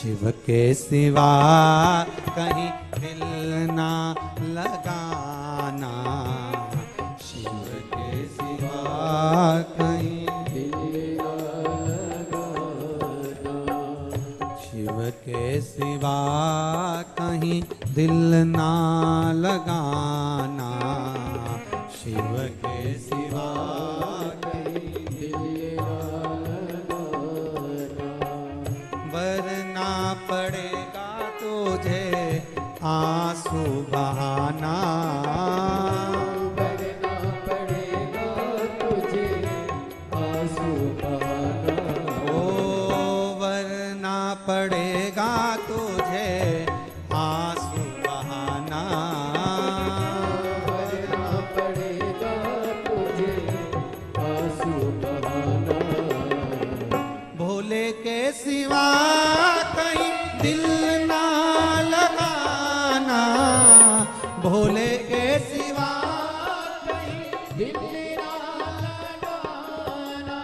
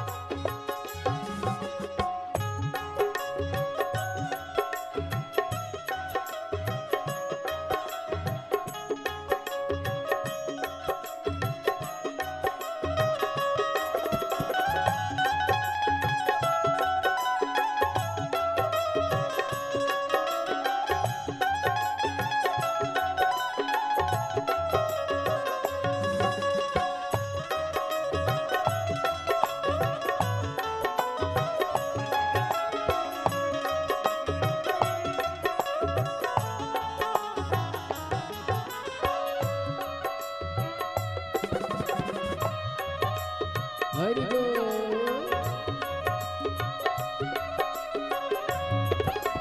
जय हो।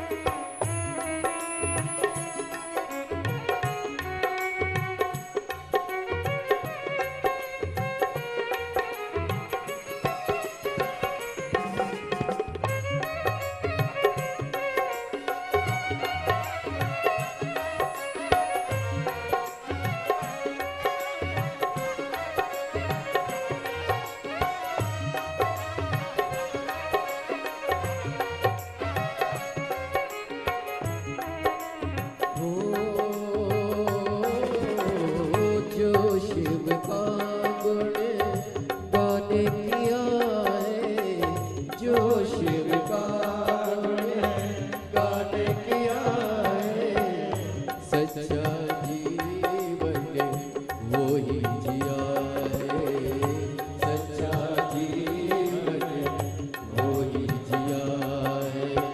जो शिव का गुणगान किया है, जो शिव का गुणगान किया है, सच्चा जीवन वो ही जिया है, सच्चा जीवन वो ही जिया है।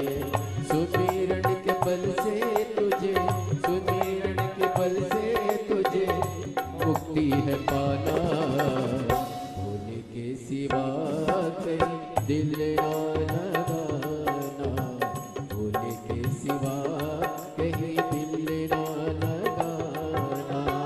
करना पड़ेगा तुझे आंसू बहाना, करना पड़ेगा तुझे आंसू बहाना, भोले के सिवा कहीं दिल ना लगाना, भोले के सिवा कहीं दिल ना लगाना।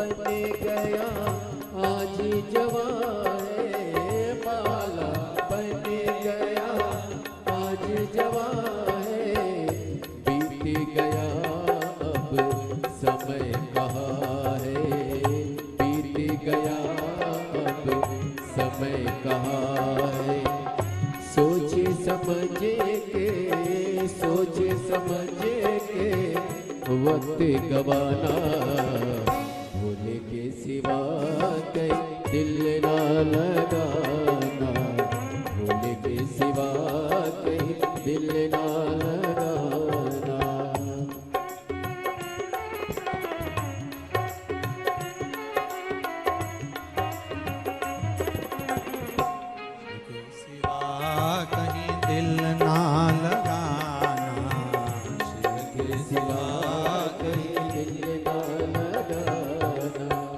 वरना पड़ेगा तुझे आंसू बहाना, वरना पड़ेगा तुझे आंसू बहाना, भोले के सिवा कहीं दिल ना लगाना, भोले के सिवा कहीं दिल ना लगाना, वरना पड़ेगा तुझे आंसू बहाना, वरना पड़ेगा तुझे आंसू बहाना, भोले के सिवा कहीं दिल ना लगाना, भोले के सिवा कहीं दिल ना लगाना, भोले के सिवा कहीं दिल ना लगाना, भोले के सिवा कहीं दिल ना लगाना। हार हार अपने स्थान पर बैठकर भगवान देवाधिदेव महादेव से प्रार्थना करें, दिल से मन से बाबा से भाव से कहिए, दिल से प्रार्थना करें, भाव से। जहां जगह मिले वहीं बैठ जाओ।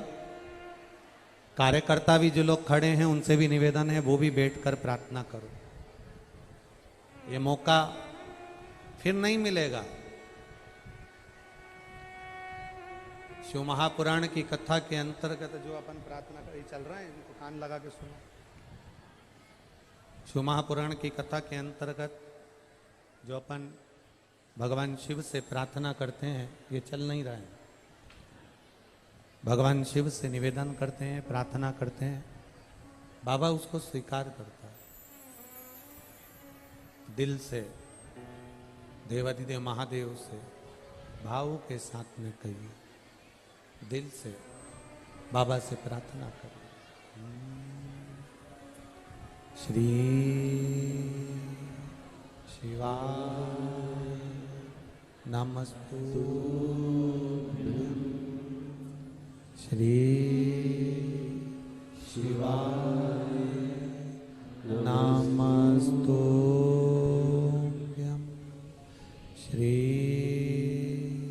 शिवाय नमस्तुभ्यं,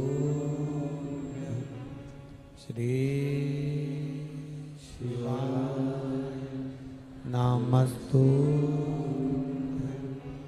श्री शिवाय नमस्तुभ्यं।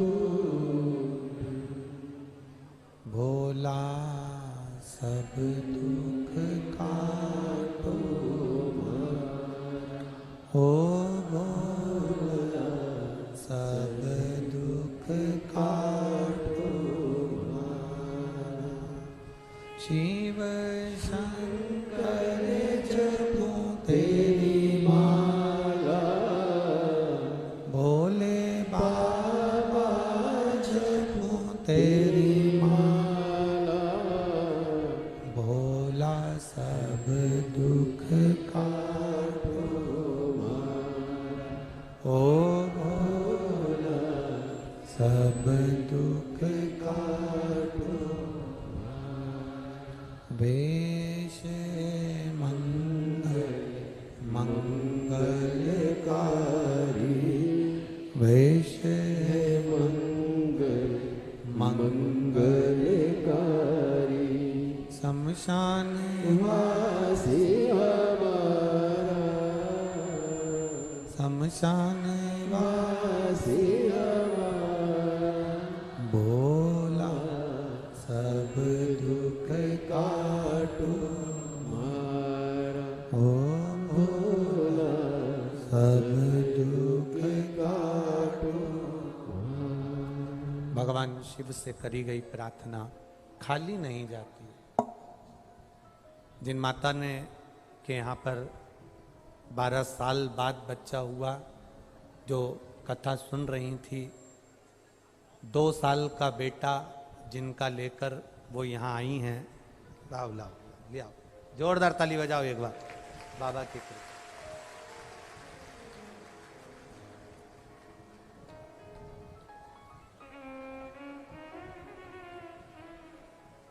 उन्होंने पत्र में लिखा कि बाबा को धोख लगाने के लिए 2 साल से इंतजार कर रही हूं अपने बेटे को लेकर कि शिव पुराण में जाकर प्रणाम करूं, और दूर नहीं जा सकती, इसलिए यहाँ ले आओ ले आओ। अरे लुटा दिया भंडार काशी, कर दिया माला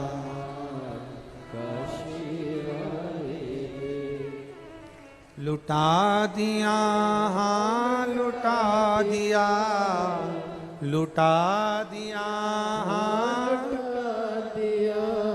अरे लुटा दिया भंडार काशी वाले। जोरदार ताली बजाएं। 12 वर्ष के बाद बाबा ने जो दिया, अब रोइए मत, अब तो खुश होइए, शिव की कृपा हुई है।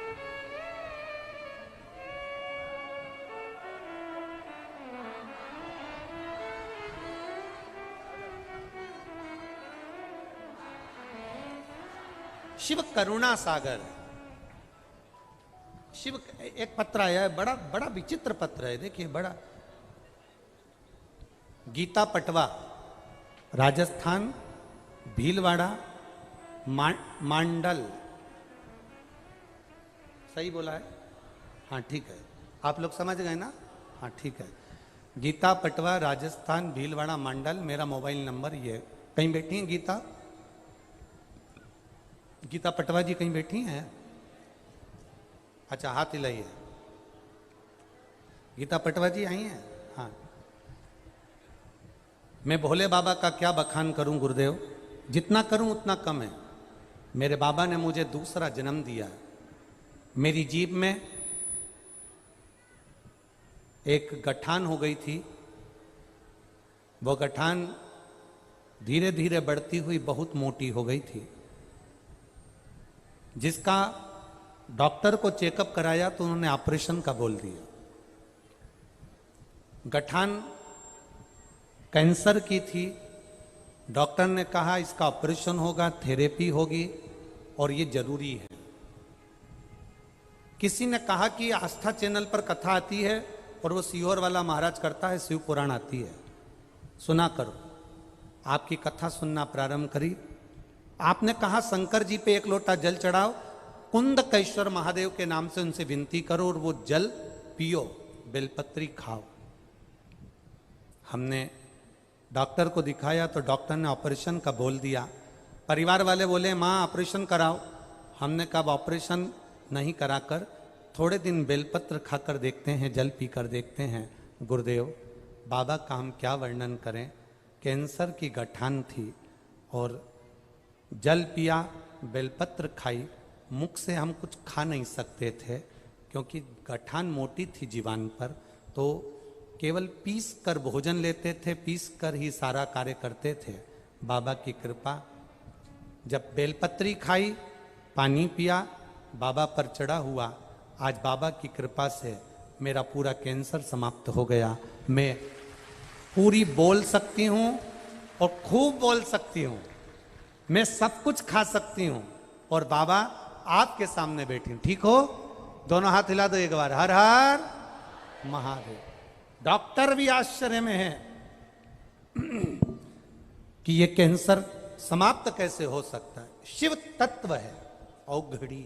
बैठिए बहन, हर हर महादेव। शिव भक्ति है।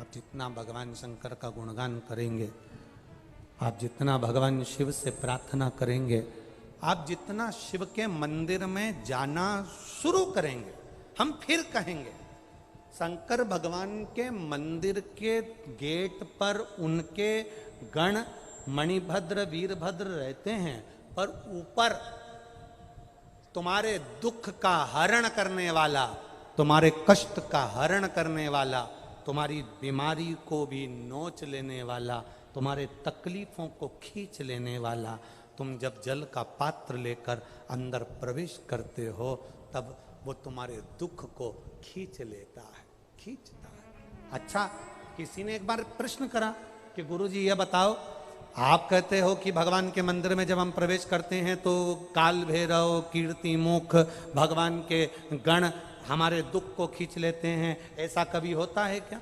हम उनसे निवेदन करना चाहेंगे, ये बारिश का जो पानी गिरता है, ऊपर पानी जाता कैसे है? बोलो जम के। जो नदी, तालाब, समुद्र, बावड़ी जितना पानी भरा होता है, सूर्य की किरण से वो पानी भाप के माध्यम से ऊपर खींचा जाता है और वही पानी हमको दिया जाता है।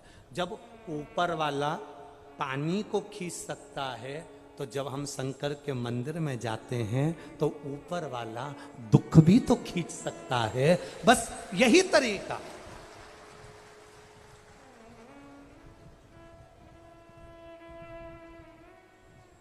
यही एक प्ररूप है। कोई कह दे हमारे पुष्कर में कथा चल रही है, हमारे यहां बहुत भीड़ है, हम नहीं जाएंगे। अजमेर वाले कह दें हमारे पास में कथा चल रही, बहुत भीड़ है, कैसे चले जाएंगे? जाना, 7 दिन ना जा पाओ तो 1 मिनट के लिए जाना।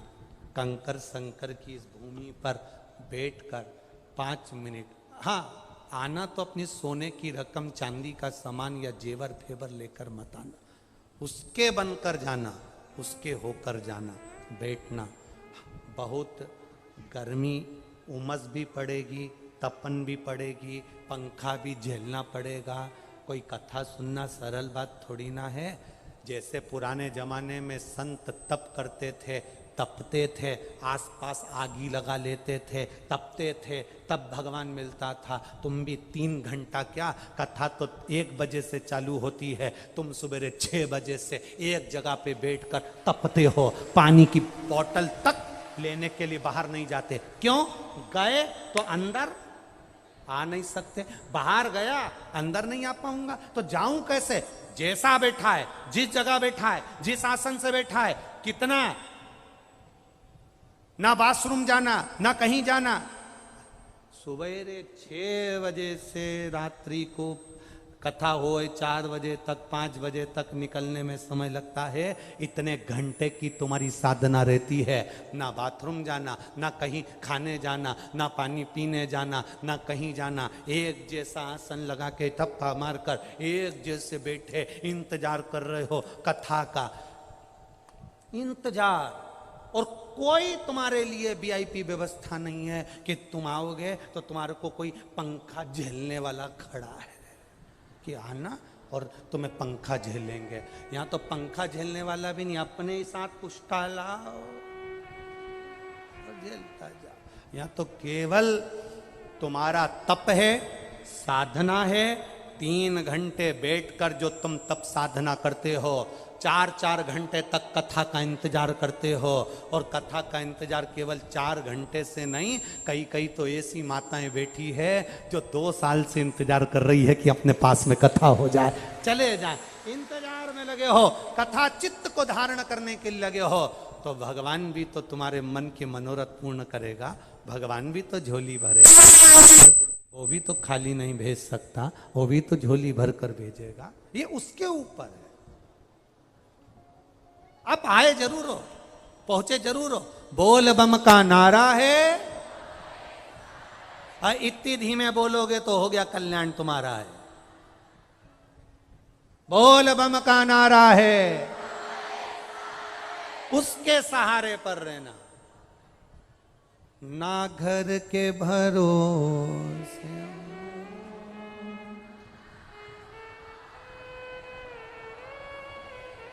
बहुत जोरदार, नजर उतार दूं तुम्हारी, कितनी जोरदार गाया, इतना जोरदार। बस यही तो आवाज चाहिए। हम वही सोच रहे थे राजस्थान वालों की आवाज कहां चली गई, आज आ गई।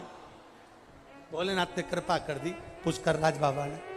आप बोल दो मेरे बाबा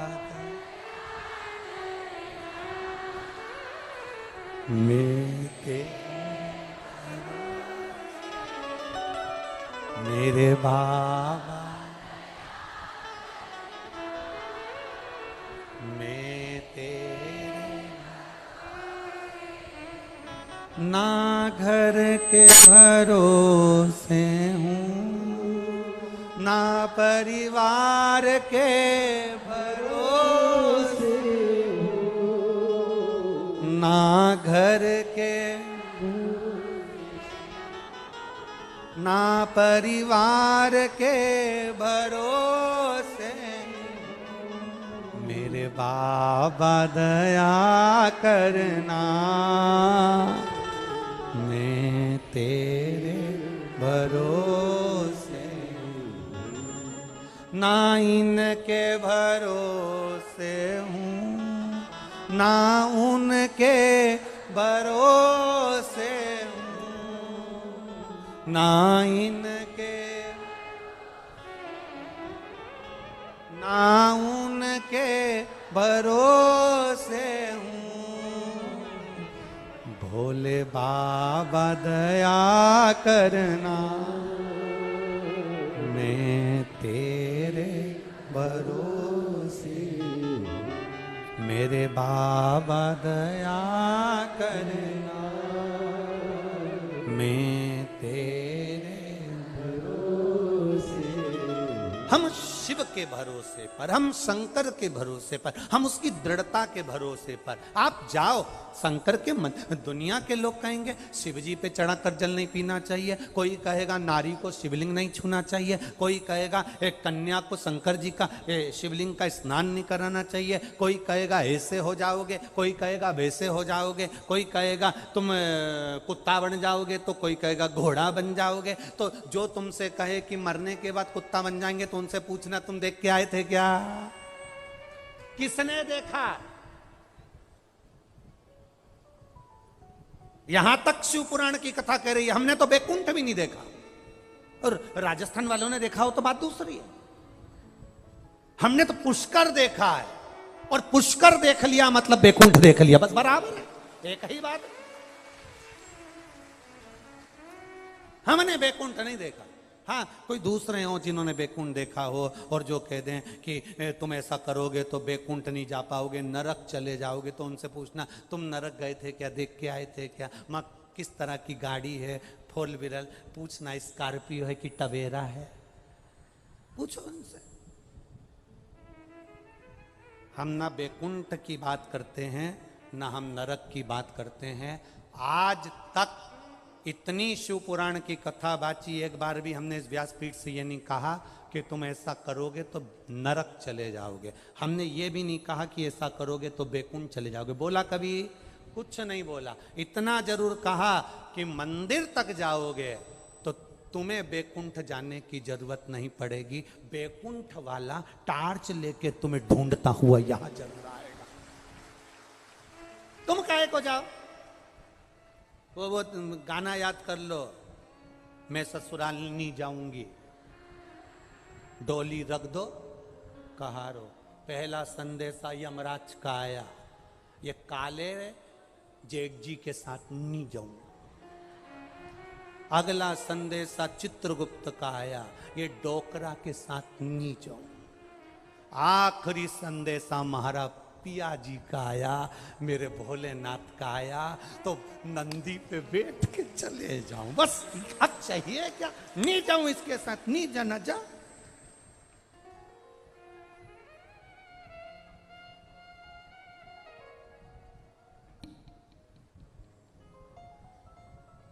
अरे हम तो दिन रात बाबा को मनाने में बस उसकी आराधना में अरे मंदिर लगी रोशनी बुझाऊं कैसे मारा रूसी गया भोलेनाथ मनाऊं कैसे ओ तांबा का हंडा में सफारी। अरे तांबा का हंडा में का तो धरो पानी, अरे नहाए नहीं भोला नीलाऊ कैसे तुम्हारा रूसी गया भोला नाट मनाऊं। कैसे अब हम परमात्मा को रिझाएं कैसे, हम उसको मनाएं कैसे? अरे सोना की थाली में भोजन परोसा, अरे सोना की थाली में भोजन, परोसा अरे खाए नहीं भोला खिलाऊं कैसे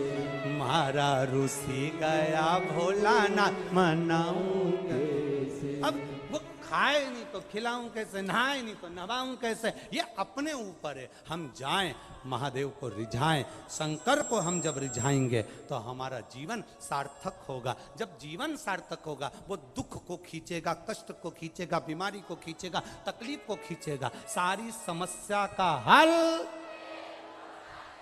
हम उसके मंदिर में उसको रिझाने के लिए पहुंचे। हम धन दौलत संपदा सत्ता वैभव, कोई कहता है सीवर वाला महाराज तो टोट के बता देता है, उपाय बता देता है, तो हम तो तुम जो समझो ना, टोटका समझो, उपाय समझो, कुछ भी समझो, पर कैसे भी जाओ, पर शंकर के मंदिर जाओ, अपना दुख मिटाने के लिए जाओ, शिव को पाने के लिए जाओ। तुम जाओ तो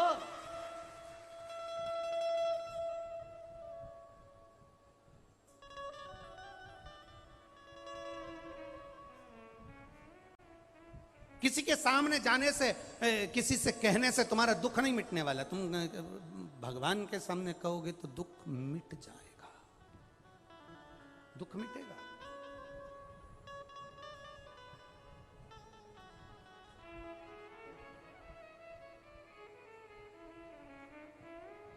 कहने से घटता है। एक बार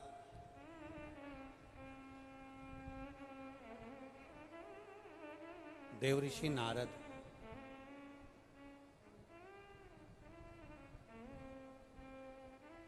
जिनके भीतर अहंकार आ गया, तब साधना करी उन्होंने और अभिमान भीतर समाता गया, समाता। शिव जी काम को नहीं जीत पाए, मैंने काम को जीता, अहंकार आ गया। मना करा था, भोलेनाथ जी ने कहा था कि यह बात आप देवऋषि नारद नारायण को मत कहना। शंकर भगवान ने कहा कि नारायण मेरी निंदा कभी नहीं सुन सकते। शंकर की पूजन करने वाले की, शिव की स्मरण करने वाले की, शंकर की भक्ति में डूबने वाले की, शंकर के भजन में डूबने वाले की कभी निंदा मत करो, क्योंकि तुम उसकी निंदा करते हो तो शंकर का भजन करने वाला तुम्हारी निंदा का जवाब नहीं देता। शंकर भगवान का भजन करने वाले का जवाब स्वयं शंकर ही देता है, स्वयं शंकर। और यह देवऋषि नारद के भीतर अहंकार जाग गया और कहां पहुंचे? सीधे पहुंच गए भगवान नारायण के पास में। नारायण के पास में पहुंचे तो उन्होंने देखा कि देवऋषि नारद के भीतर अहंकार आया और उन्होंने उनका बंदर का मुख बनाया। देवऋषि नारद का अभिमत्ता अभी भी समाप्त नहीं हुआ और सीधे आ गए पुष्कर राज की धरा पर। गर्ग संहिता वर्णन कर रही है, सीधे कुर्म पुराण वर्णन कर रही है, नारद पुराण वर्णन कर रही है। देवऋषि नारद आ गए पुष्कर राज की भूमि पर, जहां पर भगवान ब्रह्मा जी बैठे हुए थे और नारद जी ने उनका गुणगान गाना चालू करा। साथ में उनके माता गायत्री बैठी थी उनके नजदीक में।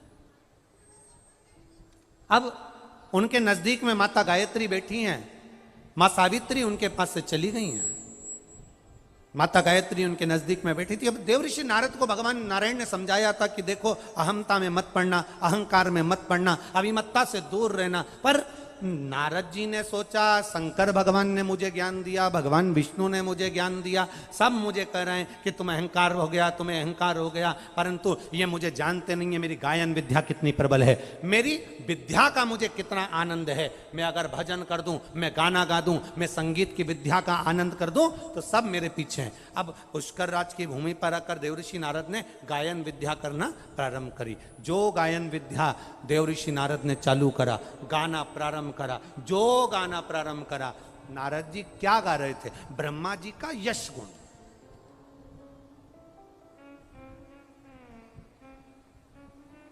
आप किसी का यश गुण गाइए, वो बड़ा प्रसन्न होगा। आप कह दो हमारी विमला जी बहुत जोरदार है जी, विमला जी का कई कहना ऐसा काम करे, पूरा शादी का काम हमारी विमला जी संभाल लेती, पूरा शादी का। विमला जी तो फूल के गेंदा फूल हो गई। अब शादी में सारे घर के लोग होटल में एंजॉय कर रहे हैं और विमला जी घर संभाल रही, क्योंकि चढ़ा दिया ऊपर।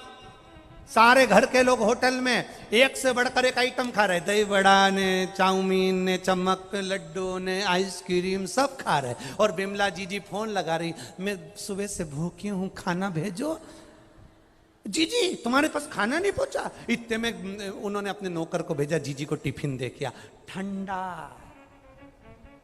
और फूल, गेंदा फूल और फूल।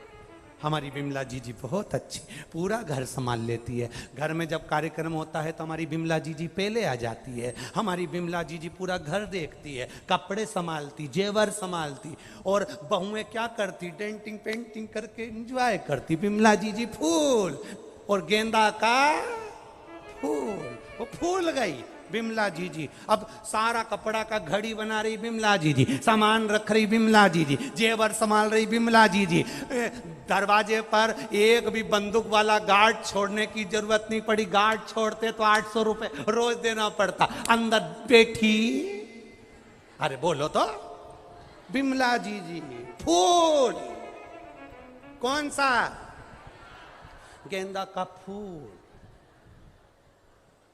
संभाले। और बाद में शादी पूरी होने के बाद सबकी विदाई हुई, सबको साड़ी दी, सबको डब्बा दिया, सबको गिफ्ट आइटम दिया। विमला जी को कौन सा ज्यादा दे दिया? फूल, गेंदा का फूल। और कर करके मर गई बेचारी विमला जी।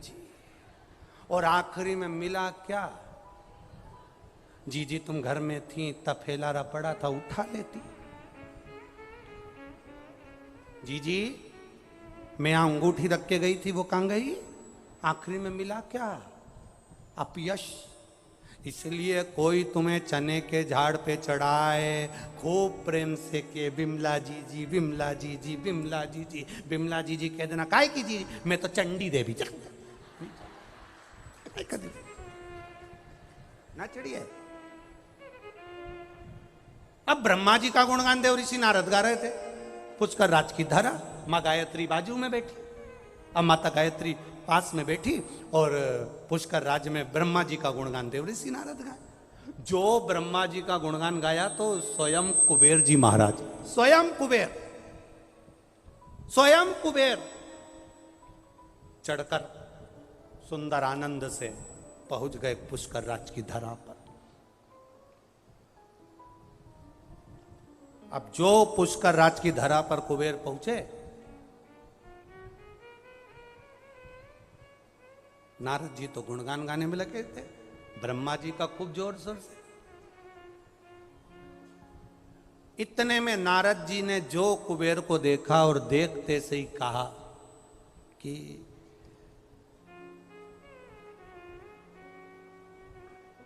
ये कुबेर के धन में जो खजाना नहीं, वो खजाना मेरी वाणी में है। इतने में गायत्री मैया के पास में बैठे होने पर उन्होंने भगवान ब्रह्मा जी से कहा, मैं वेद माता हूं। पुष्कर राज की धरा पर गाय के मुख से ब्राह्मणों ने गाय को खड़ा कर कर वेद की ध्वनि कर कर मुझे प्रकट करा है, मैं गायत्री हूं। अगर मेरे नजदीक में अगर कोई बैठा है और उसको भी अभिमान आ जाए तो ये श्रेष्ठता नहीं है। देवऋषि नारद को अभिमान आया है, ब्रह्मा जी आप कुछ बोलोगे नहीं? आए हुए अतिथि का आदर करना चाहिए, सम्मान करना चाहिए। कुबेर आया तो उसका आदर करना चाहिए, कुबेर आया तो उसका सत्कार करना चाहिए। पर यहां तो नारद जी उसका उपहास उड़ा रहे हैं। अगर कोई आया है, आतिथ्य भाव में आया है, आदर करिए, सम्मान करिए, आप उसका आदर करो। पर कुबेर की हंसी उड़ाई है देवऋषि नारद ने, अपनी विद्वत्ता का बखान करा है देवऋषि नारद ने। ब्रह्मा जी ने नारद जी को बुलाया, पुत्र तुम्हारे गायन में कमी है, पुत्र तुम्हारे गायन में कमी है, तुम में संगीत की विद्या का फल नहीं है, जाओ कहीं से सीख कर आओ। इतने में देवऋषि नारद ने कड़क होकर कह दिया, मुझ में गायन विद्या नहीं, मैं कहां सीखने जाऊं। इतने में गायत्री मैया ने उसी समय पर कह दिया, किसी उल्लू से जाकर सीख लो। गायत्री माता बोली, उल्लू से जाकर सीखो। गायत्री मैया ने गलत नहीं कहा था। गायत्री मैया ने तो मार्ग बताया था कि उल्लू के पास जाकर सीख लो। पर देवऋषि नारद को बुरा लग गया कि माता गायत्री मुझसे कह रही है कि मैं उल्लू के पास जाकर गायन विद्या सीखूं। इतने में देवऋषि नारद की आंख से आंसू बहने लगा कि मेरा अपमान माता गायत्री ने कर दिया। ब्रह्मा जी ने कहा, गायत्री ने तुम्हारा अपमान नहीं करा, वो वेद माता है, वेद की ध्वनि करने वाली है, संसार का उद्धार करने वाली है, मंद बुद्धि को भी बुद्धि देने वाली है, अज्ञानी को ज्ञान देने वाली है। वो वेद माता साधारण नहीं है। तुझे अहंकार में देखकर कहा कि उल्लू से जाकर सीखो, तो तुम्हें क्रोध नहीं आना चाहिए, जाओ। गायत्री माता ने कहा ना उल्लू के पास में जाओ, तो गायत्री ने कोई दूसरे उल्लू के पास तुमको नहीं भेजा है। जो उल्लू लक्ष्मी जी के पास रहता है उस उल्लू के पास जाओ। कौन सा उल्लू? जम के बोलो जरा। जो लक्ष्मी जी के पास है। ब्रह्मा जी से नारद जी ने पूछा, सारे उल्लुओं में वो उल्लू श्रेष्ठ क्यों है? मैं क्यों उस उल्लू के पास वेद विद्या सीखने के लिए, गायन विद्या सीखने के लिए जाऊंगा? आखिर उस उल्लू में क्या है? ब्रह्मा जी तो बाद में बोला, माता गायत्री ने कह दिया, सुनो देवऋषि नारद, जिस लक्ष्मी जी के पास में उल्लू है उसका नाम गणबंधु उल्लू है। क्या नाम है उसका? गणबंधु। उस उल्लू का नाम है जो लक्ष्मी जी के पास रहता है। क्या नाम है उसका? गणबंधु। गायत्री माता कह रही हैं वो उल्लू साधारण नहीं है, चुप रहकर बैठता है। दुनिया के लोग उसको उल्लू समझते हैं, पर वो उल्लू साधारण नहीं। कई लोग संसार सागर में नारद जी ऐसे हैं जिनको खूब व्यक्ति जब पढ़ लिख जाता है, विद्वान बन जाता है, अहंकार में फूल जाता है, तो अपने घर में कोई कोई व्यक्ति ऐसा रहता है सीधा, जिसको लोग केवल उल्लू ही समझते हैं, पर वो उल्लू नहीं रहता, उसके अंदर धैर्य, ज्ञान और विद्वत्ता रहती है, साधारण नहीं हो सकता। इसमें अकल नहीं है। हमारे यहाँ सहज भाषा में कह देते हैं, जो पढ़े लिखे लोग होते हैं कई ज्यादा बहुत विद्वत्ता में फूल जाते हैं, अहंकार में फूल जाते हैं, और कह देते हैं ये तो बहुत पगला है, अकल। एक पत्र आया देखो,